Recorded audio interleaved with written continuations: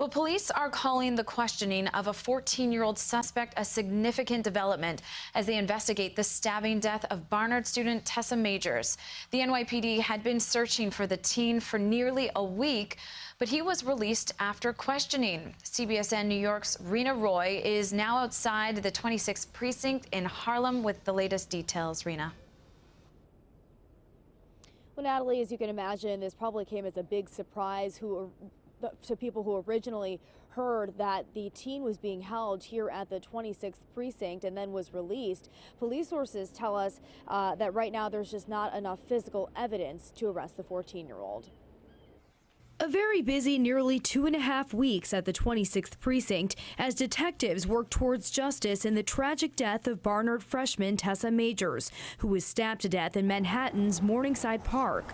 Thursday, police moved one step closer to that, bringing a 14-year-old into custody after an intensive manhunt to track down the teen wanted in connection to the murder. Now that he's been found, we're no longer showing the juvenile's photo. Yesterday, NYPD Chief of Detectives Rodney Harrison explained the latest development on Twitter, saying, "We announced that we located the third subject in the Tessa Majors investigation. This was a significant development in the investigative process. After being taken into custody, his attorneys were present at the 26th precinct for the entire investigative process. Although he has since been released to the custody of his attorneys, the investigation remains very active." Released to his attorneys in a complicated twist in the case, detectives were given information about the teen by a 13-year-old who was first to be arrested in the killing. But police sources say this latest subject didn't make any incriminating statements, and getting DNA evidence from him to match a potential bite or scratch from the struggle is difficult because he's a juvenile.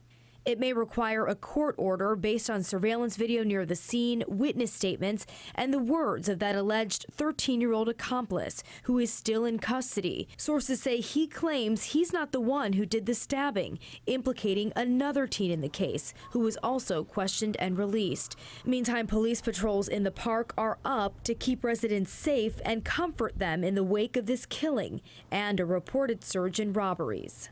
It is good to see. I mean, I use the park every Sunday.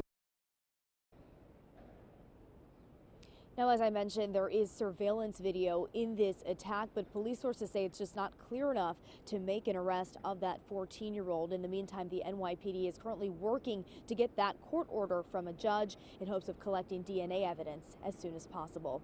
In Harlem, Reena Roy, CBSN, New York. Thank you, Reena. And also, police are investigating racist robocalls at Barnard College and Columbia University.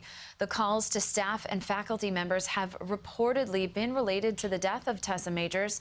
School officials say the calls came from a white supremacist group, and details of those messages have not been released. But anyone who has received one of those calls should contact school officials.